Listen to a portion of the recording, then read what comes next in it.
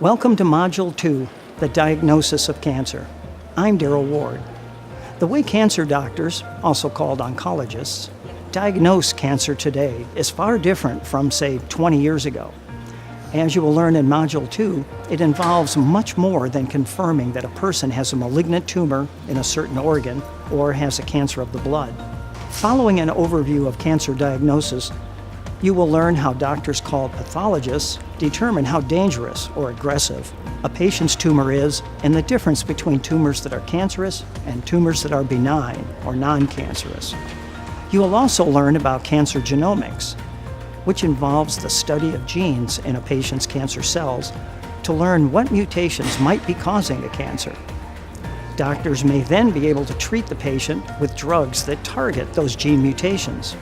Video 2.4 in this module introduces you to mechanisms that cells use to control gene activity so that a gene makes less or none of its protein. These mechanisms are called epigenetic changes, and they include a mechanism that involves a class of molecules called microRNA.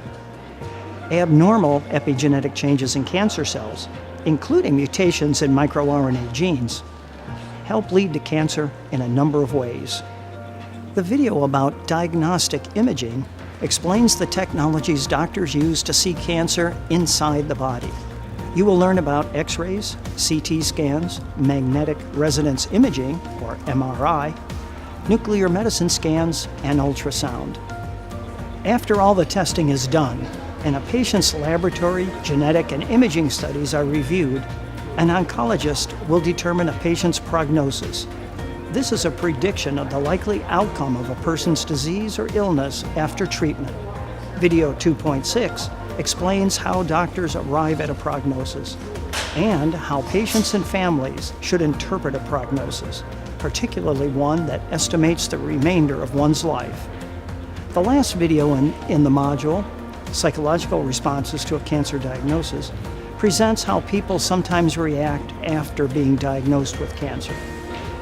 Module 2 will give you a good picture of how cancer is diagnosed and what that diagnosis can mean to people. When you've completed it, please join me for Module 3 to learn how doctors treat cancer.